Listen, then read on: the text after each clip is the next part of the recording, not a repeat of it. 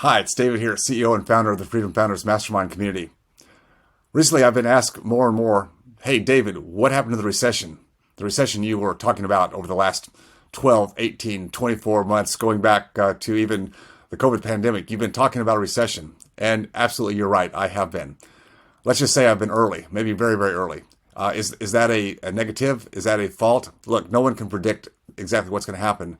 But I can tell you some reasons why the recession hasn't happened yet and what I still think is going to happen. So you can take this stuff with a grain of salt if you want to, but I still believe that we are at the upper ends of a euphoric and exuberant marketplace.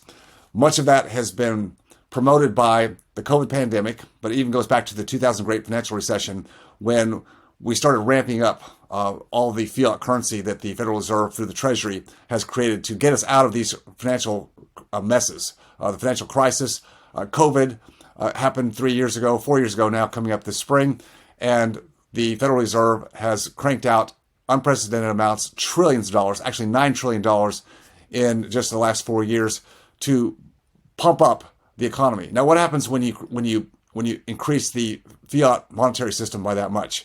Well, the value of the dollar eventually goes down, which is what inflation is. And when that happens, for the first time in 40 years, we have had exorbitant inflation 18 months ago. Well, then the Federal Reserve's job is to maintain price stability, so they come in and raise interest rates to correct the exuberance and the excesses in the marketplace.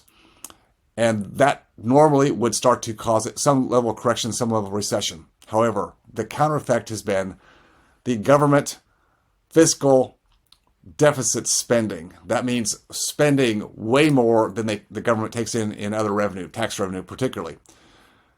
This year alone, in 2023, actually last year, the deficit, the overage of spending by Congress and the administration, above and beyond the actual revenues taken in by the taxpayers' money, has been $2 trillion. That's in 1 year, $2 trillion.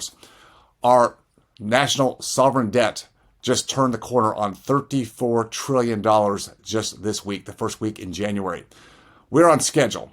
And this is just if everything continues to go kind of the way it has been without going through some massive correction or some major geopolitical risk, all kinds of black swans. If we just kind of keep on the trend we've been on, the massive spending trend, we'll be at near $60 trillion in national debt by the end of this decade. That's 6 years from now. We will eventually hit the wall.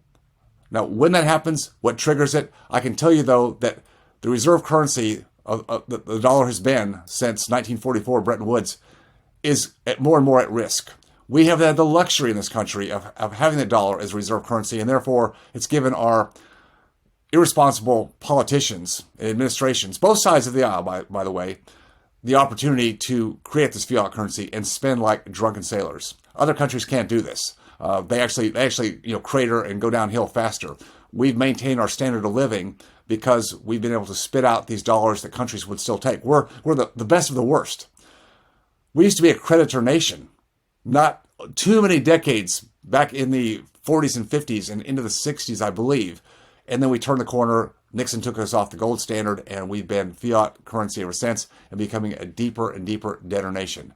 Eventually, all empires fall. And if we don't turn something around quickly, this one's going to fall too. So what am I saying?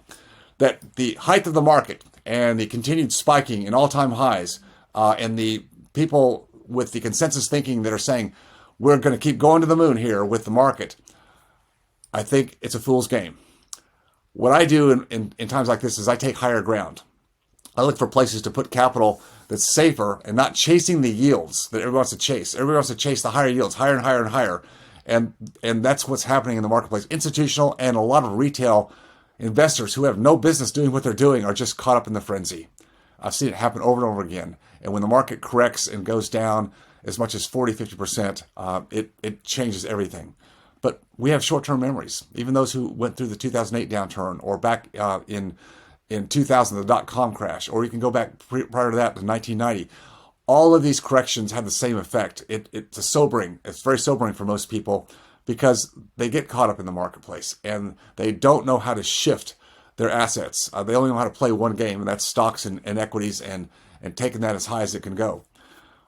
There's places to go in the alternative space where you can actually hedge. That could include places like energy, can include lending money as in private credit, and can also be in precious metals, just to name a few. You don't have to always play the equity game. In fact, I think right now is a dangerous place to be. I don't want to play the equity game in the real estate market right now because I don't believe that's the place to be. I believe, as we always know, that when we go into a correction, that we are going to see equities, financial equities, stocks, and on the tangible asset side, real estate, we'll see those go down in value. I don't want to be in that mix. I want to be where I have more sustainable, predictable income. I call it the show me the money decade. Growth is great when there's growth on the table, but we've sucked all the growth out. All the massive debt that we've had, all the leveraging has taken future income and future growth and brought it to the present. And so that ship has sailed. It's going to take some time, in my opinion, for us to get back to some kind of level stability where we can see growth occur again. Until that time, I make some shifts in my model, and that's what you can do too if you have an understanding of what you can do.